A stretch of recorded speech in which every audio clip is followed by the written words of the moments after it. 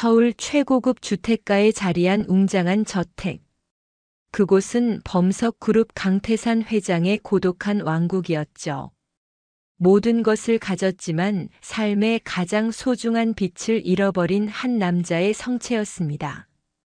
그의 깊은 슬픔만큼이나 두꺼운 침묵만이 감돌던 그곳에 어느 날 한 여인이 가정부로 발을 들였습니다. 베일에 쌓인 그녀의 등장, 그리고 강 회장이 30년간 숨죽여 기다려온 기적 같은 비밀. 평범해 보이는 만남 뒤에 숨겨진 충격적인 운명의 실타래가 이제 풀리기 시작합니다. 과연 그들의 만남은 잔혹한 운명의 장난일까요? 아니면 잃어버린 시간을 되찾을 마지막 기회가 될까요? 지금부터 그 충격적인 이야기가 시작됩니다.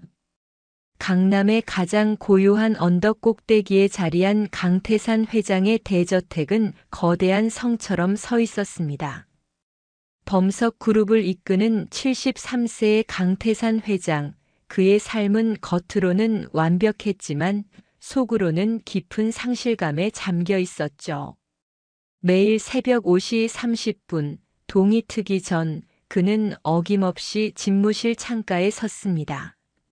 창밖의 도시 풍경은 그에게 아무런 의미가 없었죠. 그의 시선은 늘 책상 위 작은 은색 액자에 담긴 5살배기 딸 강하은의 사진에 머물렀습니다. 그는 매일 아침 액자를 집어들고 사진 속 딸의 얼굴을 손가락으로 조심스럽게 어루만졌습니다. 하은아, 오늘도 좋은 하루 보내렴. 그 짧고 나직한 속삭임은 30년간 그의 가슴을 짓눌러온 그리움의 깊이를 드러내는 유일한 순간이었습니다.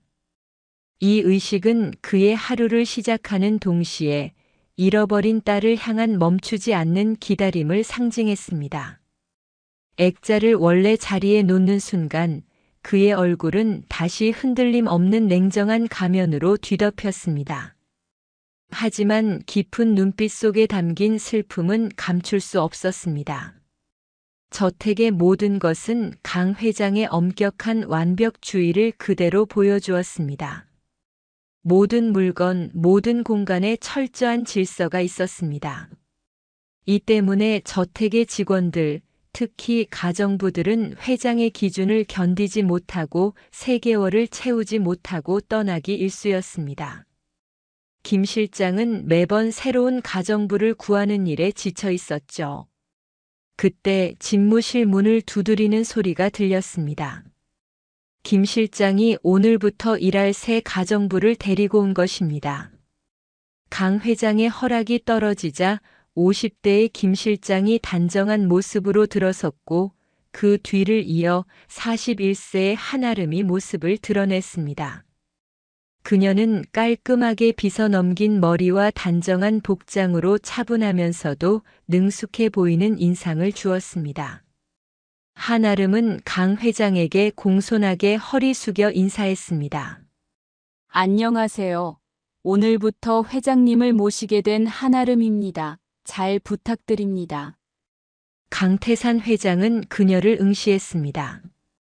그의 무심한 시선 속에서 잠시 평가하는 듯한 빛이 스쳤지만 이내 고개만 가볍게 끄덕였습니다. 김 실장은 한아름에게 회장의 자세한 지시 사항을 알려줄 것이라고 덧붙였고 한아름은 부드러운 미소와 함께 고개를 끄덕였습니다. 강 회장은 직접 아침 식사 시간과 최소한의 소금, 그리고 절대 사용 금지인 와사비에 대해 단호하게 말했습니다. 한아름은 그의 말을 경청하며 공손하게 대답했습니다. 네, 알겠습니다. 말씀하신 대로 준비하겠습니다. 강 회장은 이미 서류로 시선을 돌리며 두 사람에게 나가도 좋다는 신호를 보냈습니다. 한아름과 김 실장은 조용히 집무실을 나섰습니다. 문이 닫히고 강 회장은 의자에 깊숙이 기대앉았습니다. 그의 어깨에 놓인 긴장의 무게가 조금이나마 풀리는 듯 했습니다. 그는 무의식적으로 작은 멜로디를 나지막이 흥얼거리기 시작했습니다. 그것은 바로 그가 딸 강하은에게 매일 밤 들려주던 자장가였습니다. 멜로디는 희미했지만 그의 입가에 잠시 부드러운 기색이 번졌습니다. 하지만 곧 자신이 무엇을 하고 있는지 깨닫고는 멈칫했습니다. 그의 표정에 순간적인 놀라움이 스쳤습니다. 30년 가까이 잊고 살았던 그 노래가 왜 하필 오늘 새로운 가정부가 들어온 날 떠올랐는지 그는 깊이 의아해하는 기색이 역력했습니다. 그의 고독한 성체에 미세한 균열이 생기기 시작한 순간이었습니다. 강태산 회장의 대저택 주방은 한아름의 손놀림으로 분주했습니다. 그녀의 움직임은 숙련되었고 모든 것은 한치의 오차도 없이 정확했습니다. 강 회장의 식사는 겉보기와 달리 매우 까다로웠는데 그릇의 간격부터 음식의 배치 순서까지 정해져 있었습니다. 김 실장으로부터 받은 회장님 식사 관리 특별 지시 사항은 방대했지만 한아름은 이를 완벽하게 이해하고 따랐습니다. 아침 7시 30분 정각, 그녀는 식당에 음식을 내놓으며 강 회장에게 알렸습니다. 강 회장은 시계를 확인하고 자리에 앉아 음식을 훑어보았습니다. 모든 것이 그의 지시대로 완벽하게 준비되어 있었습니다. 밥의 뜸 온도와 시간, 국물의 정확한 온도까지 흠잡을 데가 없었죠. 강 회장은 무심하게 정확성을 확인했고 한아름은 조금의 흐트러짐도 없이 보고했습니다. 강 회장은 식사를 시작했고 그의 눈빛에서 미세한 만족감이 스쳤습니다. 그날 오후 한아름은 강 회장의 드레스룸에서 그의 옷들을 정리하고 있었습니다. 셔츠의 색상별 분류, 타이의 패턴 및 소재별 배열, 양복의 착용 기록 및 순환, 셔츠 단추 잠금 등 세세한 지시 사항들이 많았지만 한아름은 묵묵히 이를 따랐습니다. 이전 가정부들이 질색했던 그 완벽주의적인 요구들을 그녀는 프로페셔널하게 처리했습니다. 그녀의 손길을 거친 옷장 안은 완벽한 질서 그 자체였습니다. 밤 11시 강 회장이 서재에서 책을 읽고 있을 때였습니다. 한아름은 조용히 문을 두드리고 들어와 따뜻한 모과차를 내려놓았습니다. 강 회장은 차를 요청한 적이 없었기에 잠시 놀란 표정을 지었죠. 한아름은 매일 밤 이맘때쯤 회장님께서 차를 드신다는 기록을 보고 준비했다고 차분하게 설명했습니다. 강 회장은 말없이 차를 받아들었습니다. 그의 눈에 미세한 감사의 빛이 스쳤지만 그는 여전히 아무 말도 하지 않았습니다. 한아름의 섬세하고 정확한 배려가 그의 고독한 일상에 서서히 스며들고 있었습니다. 시간이 흘러 2주가 지났습니다. 아침 식사 중 강 회장은 신문을 읽다 말고 고개를 들어 한아름을 바라보았습니다. 그의 표정에는 묘한 흥미와 미세한 놀라움이 섞여 있었습니다. 아직 버티고 있군요. 그는 그녀의 끈기에 감탄하는 듯 했습니다. 한아름은 부드러운 미소와 함께 일하는데 어려움이 없다고 답했습니다. 강 회장은 다시 신문으로 시선을 돌렸지만 입가에 희미한 미소가 번졌습니다. 그는 자신도 모르게 이 새로운 가정부에게 조금씩 마음의 문을 열고 있었습니다. 한아름의 조용한 존재감과 완벽한 일처리가 그의 견고한 마음의 벽에 미세한 균열을 일으키기 시작한 것이었습니다. 그녀의 존재가 그의 고독한 일상에 예상치 못한 방식으로 스며들고 있었습니다. 그날 밤 강태산 회장은 거실에서 저녁 뉴스를 보던 중 갑작스러운 가슴 통증을 느끼며 쓰러졌습니다. 그의 고통스러운 신음과 커피잔이 깨지는 소리를 들은 한아름이 급히 달려왔습니다. 그녀는 순식간에 상황을 파악하고 망설임 없이 행동했습니다. 강 회장이 심장 발작임을 직감하고 즉시 김 실장에게 연락하여 119를 부르게 했습니다. 동시에 회장의 넥타이를 풀고 기도를 확보했으며 심장약인 질산염 스프레이를 찾아오라고 지시했습니다. 김 실장이 급히 달려와 스프레이를 건네자 한아름은 침착하게 회장의 혀 밑에 투여했습니다. 그녀의 빠르고 정확한 조치 덕분에 강 회장의 호흡이 점차 안정되었고 곧이어 구급대가 도착했습니다. 병실에서 서서히 의식을 되찾은 강 회장은 창가에 서 있는 한아름의 모습을 희미하게 보았습니다. 그가 물을 찾자 한아름은 재빨리 물을 건넸습니다. 강 회장은 자신이 쓰러진 후 얼마나 시간이 지났는지 물었고 한아름은 하루 가까이 지났으며 빨리 조치해서 큰 위험은 넘겼다는 의사의 말을 전했습니다. 강 회장은 가슴에 통증을 느끼며 한아름에게 말했습니다.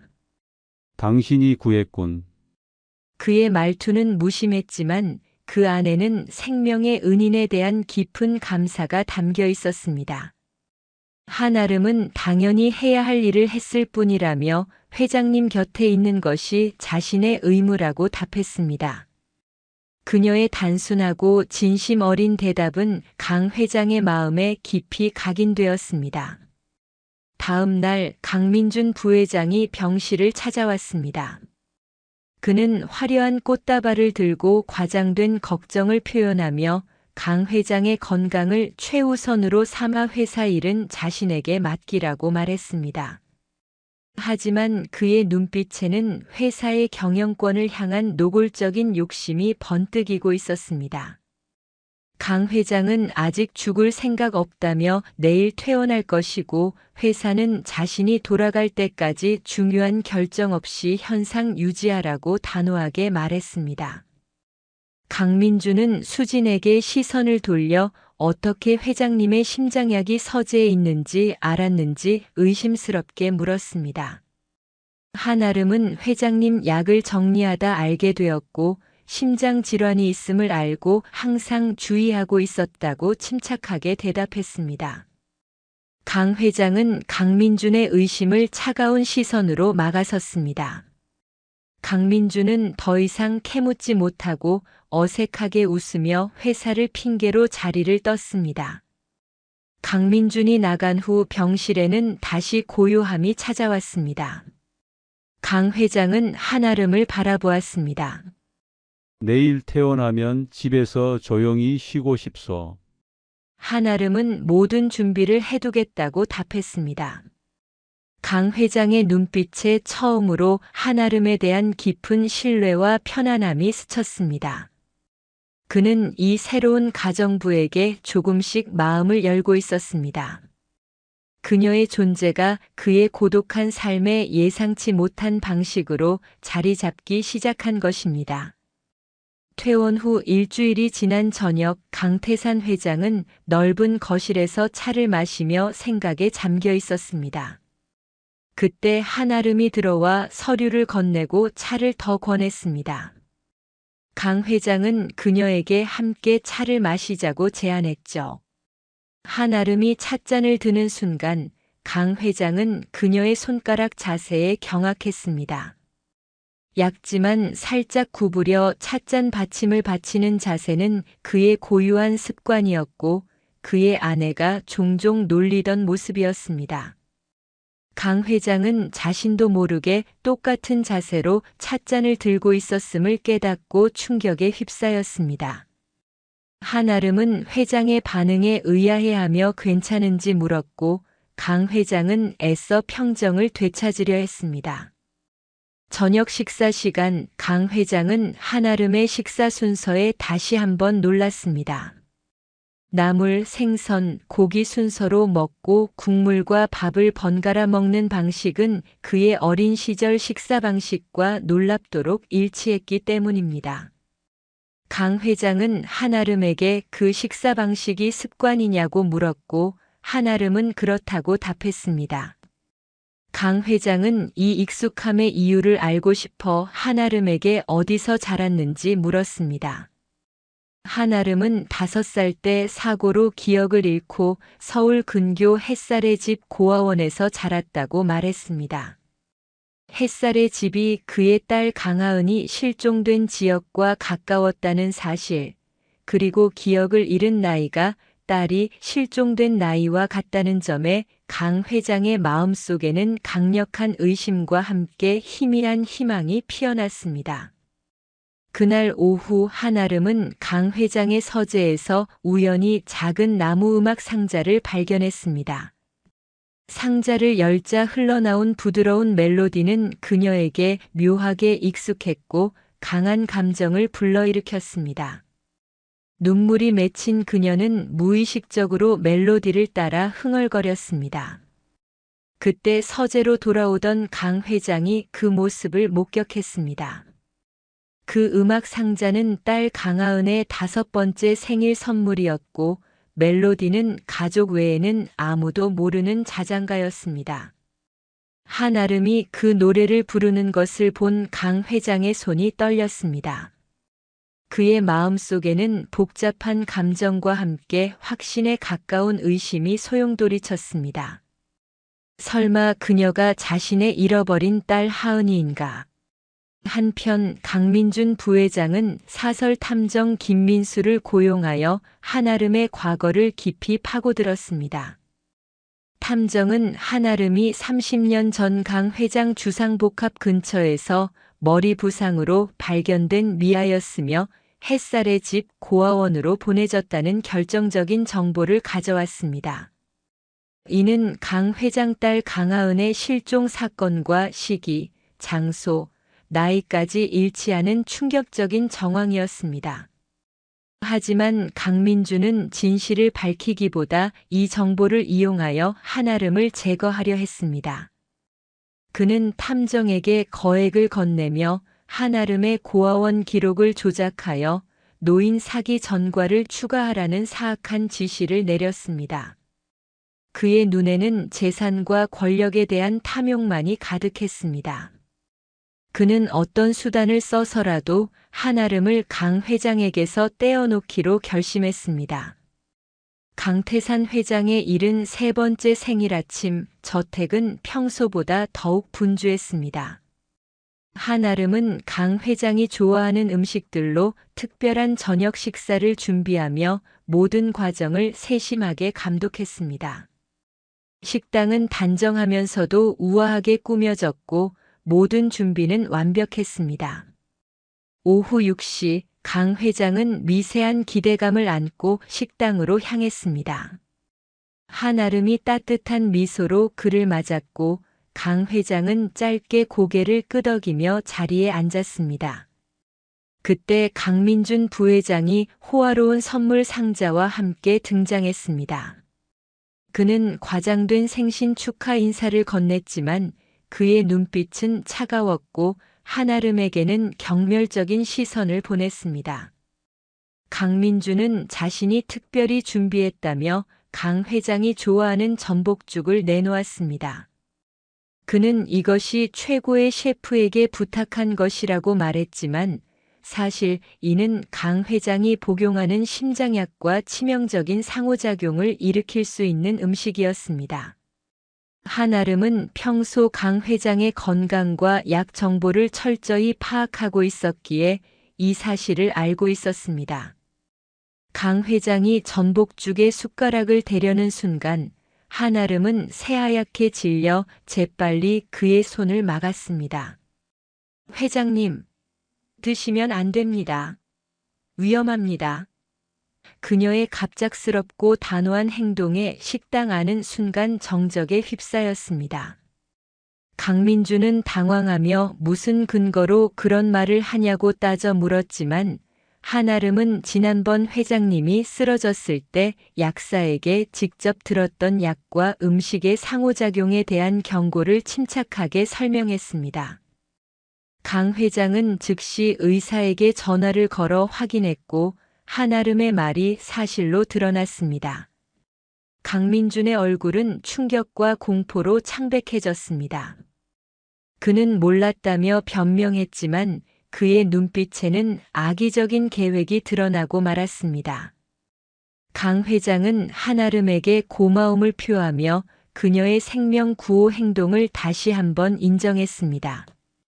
강민주는 화장실로 급히 자리를 피했습니다. 그가 돌아온 후 강 회장은 전복죽의 출처를 추궁했고 강민주는 결국 자신이 직접 준비했음을 실토했습니다. 강 회장은 김 실장을 통해 셰프에게 확인하여 강민준의 거짓말을 밝혀냈습니다. 강 회장은 강민준에게 깊은 실망감을 표현하며 그의 병원 기록 접근성 등을 언급하며 의도적인 행동임을 암시했습니다. 그는 오늘은 이만 가보라고 하며 나중에 이야기하자고 했습니다. 강민주는 패배감에 휩싸여 황급히 식당을 나섰습니다. 강 회장과 한아름만 남은 식탁에는 긴 침묵이 흘렀습니다. 강 회장은 한아름에게 강민준이 그녀의 사기 전과 기록을 조작하여 자신에게 보여주었음을 말하며 그의 악의적인 의도를 확신하게 되었다고 덧붙였습니다. 그는 한아름이 심장 발작대와 마찬가지로 자신의 목숨을 구해주었다며 다시 한번 진심으로 고마움을 표현했습니다. 한아름은 그저 해야 할 일을 했을 뿐이라고 겸손하게 답했습니다. 강 회장은 한아름이 손수 뜬 진한 남색 목도리를 목에 둘렀고 그 따스함이 30년간 그리워했던 가족의 온기처럼 느껴진다고 생각했습니다. 그는 생일인데 축하도 제대로 받지 못했다며 한아름에게 함께 케이크라도 먹자고 제안했고 한아름은 밝게 미소 지으며 특별히 준비해 둔 케이크가 있다고 했습니다. 강 회장은 한아름의 뒷모습을 보며 그녀가 자신의 딸 강하은일지도 모른다는 강한 확신을 더욱 굳혔습니다. 강태산 회장의 집무실은 이른 아침부터 팽팽한 긴장감으로 가득했습니다. 강 회장은 초조하게 시계를 확인하며 김 실장을 기다렸죠. 전날 강민준의 행동으로 인해 한아름에 대한 그의 의심 혹은 희망은 더욱 강해졌습니다. 김 실장이 두꺼운 서류 가방을 들고 조용히 들어섰고 강 회장은 나직이 자료가 왔음을 알렸습니다. 김 실장은 30년 전 기록, 특히 고아원 기록을 찾는 것이 매우 어려웠음을 설명하며 서류 봉투를 테이블 위에 놓았습니다. 강 회장은 떨리는 손으로 봉투를 열었습니다. 김 실장은 첫 번째 서류인 1993년 6월 24일 경찰 보고서부터 설명을 시작했습니다. 잠실의 강태산 건설 주상복합 개장식장 인근에서 발견된 미확인 여아에 대한 내용이었습니다. 보고서에는 아이가 건설 자재 차량에 치여 머리 부상을 입고 병원으로 이송되었으며 특히 오른쪽 손목 근처에 반달 모양 상처가 있었다고 명확히 기록되어 있었습니다. 이 구절을 듣는 순간 강 회장의 머릿속에서 한아름 손목의 흉터가 떠올랐고 그의 표정이 굳어졌습니다. 아이는 수개월간 의식불명 상태였고 깨어난 후에도 기억을 잃어 신원을 알 수 없었습니다. 결국 햇살의 집 고아원으로 이송되었죠. 김 실장은 이어진 고아원 입소 기록을 펼쳐 당시 원장이 작성한 내용을 보여주었습니다. 아이가 발견될 때 가지고 있던 유일한 소지품은 미미라는 이름의 고양이 인형뿐이었다는 기록이었습니다. 강태산 회장의 눈이 크게 뜨였습니다. 미미는 그의 딸 강하은이 늘 데리고 다니던 소중한 인형의 이름이었기 때문입니다. 강 회장은 자리에서 일어나 창가로 향했습니다. 그의 어깨가 미세하게 떨리는 것이 눈에 보였습니다. 김 실장은 사고 장소, 시간, 나이, 상처 위치, 인형 이름까지 모든 것이 놀랍도록 일치하는 점을 강조하며 이것이 단순한 우연일 수 없다고 말했습니다. 강 회장은 다시 책상으로 돌아와 다른 서류들을 살폈습니다. 햇살의 집에서 찍은 어린 시절 한아름의 흐릿한 사진은 그의 기억 속 딸 강하은의 모습과 너무나도 닮아 있었습니다. 김 실장은 마지막 서류인 한아름의 의료 기록을 내밀었습니다. 그녀의 혈액형은 강 회장과 같은 B형이었고 오른쪽 손목 흉터에 대한 의사 소견은 5세 이전에 생긴 외상으로 추정된다는 내용이었습니다. 모든 조각이 완벽하게 맞춰지는 듯 했습니다. 강 회장은 떨리는 목소리로 김 실장에게 물었습니다. 이 모든 것이 일치한다면 김 실장 그녀가 정말 내 딸 강하은이라는 뜻인가? 30년간의 기다림과 그리움, 그리고 마침내 찾아온 믿기지 않는 희망이 뒤섞인 목소리였습니다. 김 실장은 모든 정황이 그것을 가리키고 있다며 확실히 하려면 DNA 검사가 필요하다고 신중하게 말했습니다. 강 회장은 이 사실을 한아름에게 알리기엔 아직 시기상조일 수 있다며 그녀에게 상처가 될 수도 있으니 비밀리에 진행해달라고 부탁했습니다. 이 일은 강민준에게 절대 새어나가선 안 된다고 강하게 강조했죠. 김 실장은 이미 최적의 검사 기관을 알아봤으며 한아름의 머리카락 등 개인 물품에서 DNA 샘플을 채취할 수 있다고 설명했습니다. 강태산 회장은 창밖을 바라보았습니다. 그의 눈에는 30년 만에 다시 보는 희망의 빛이 깃들어 있었습니다. 30년의 긴 기다림 끝에 마침내 진실을 마주할 시간이 다가오고 있었습니다. 챕터 7비로소 밝혀진 진실, 운명적인 재회. 강태산 회장의 대저택 정원에 붉은 석양이 지고 있었습니다. 한아름은 화단에서 꽃을 가꾸며 최근 강 회장에게서 느껴지는 미묘한 변화에 대해 생각하고 있었습니다.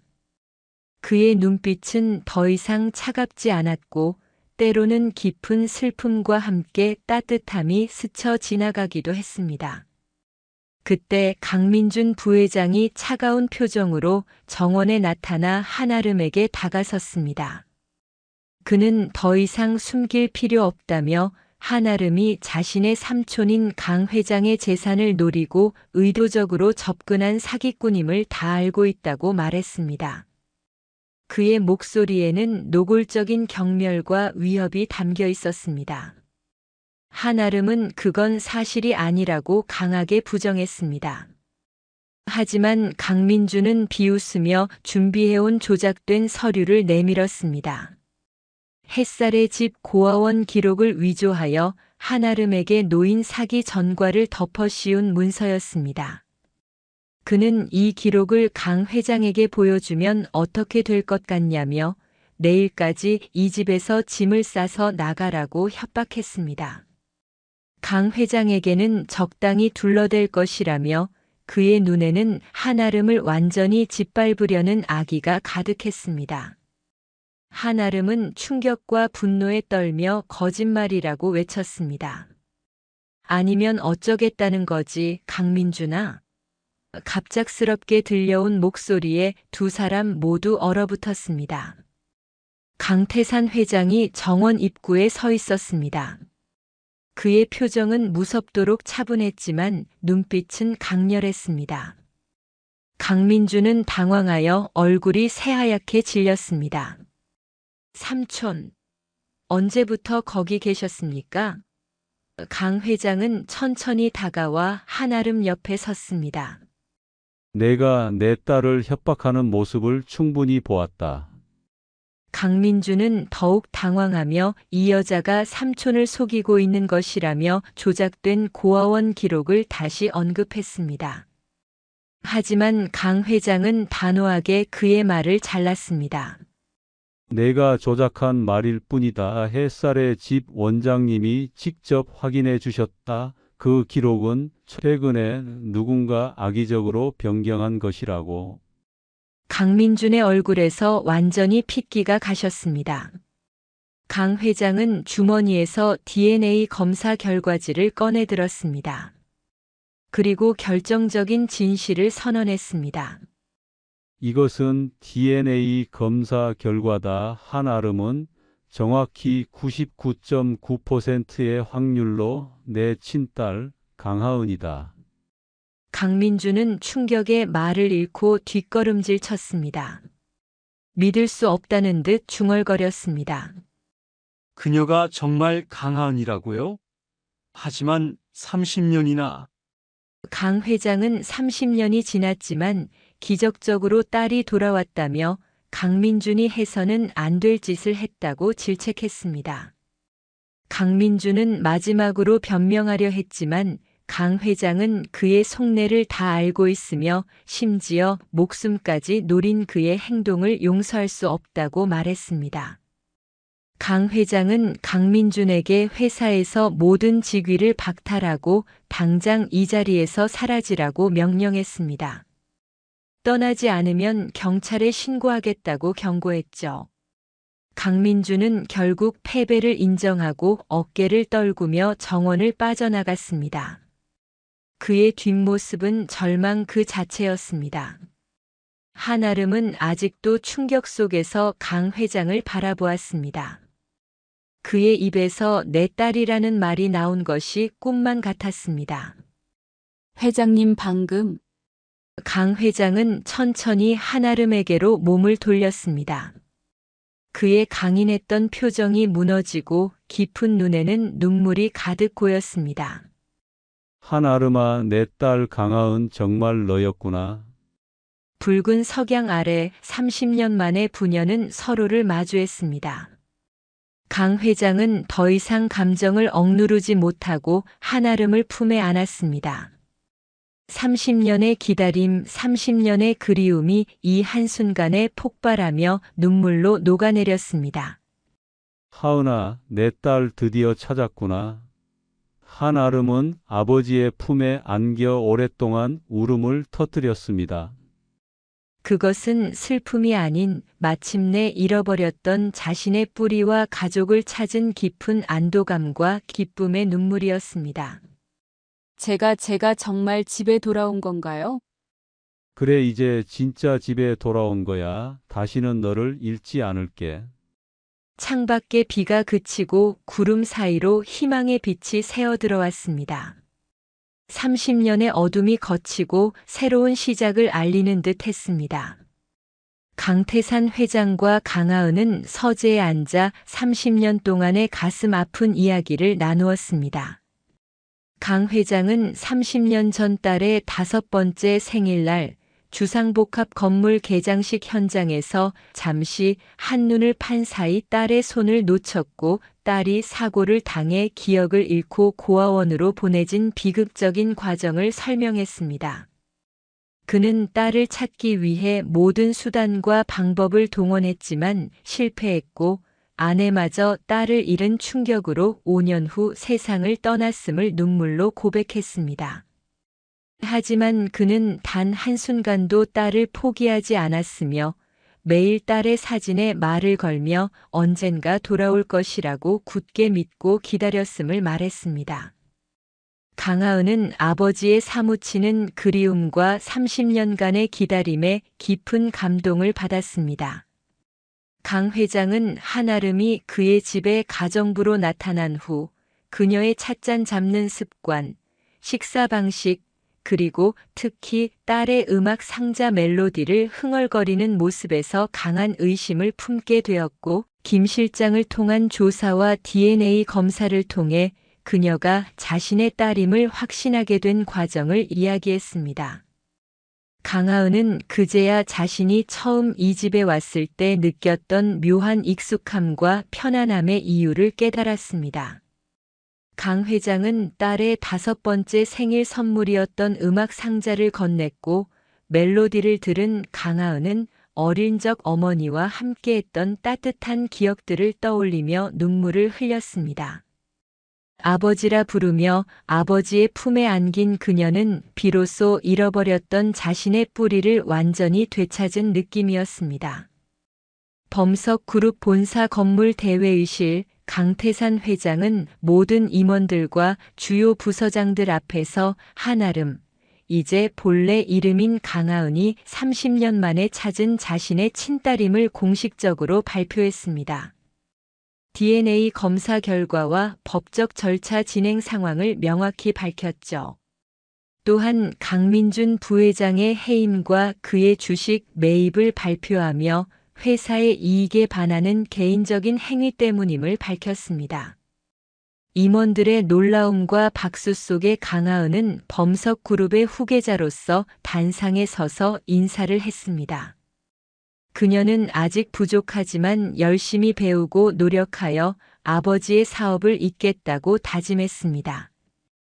회의 후 강 회장과 강하은은 회사 건물 창가에 서서 자신들이 함께 만들어갈 미래를 바라보았습니다.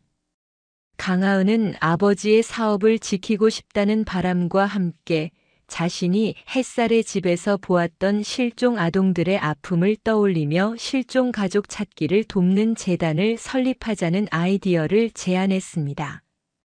강 회장은 딸의 진심 어린 제안에 감동하며 하은 재단 설립을 흔쾌히 약속했습니다. 그는 30년 동안 회사만을 위해 달려왔지만 이제 딸과 함께 더 큰 의미를 가진 일을 시작하게 된 것에 깊은 만족감을 느꼈습니다.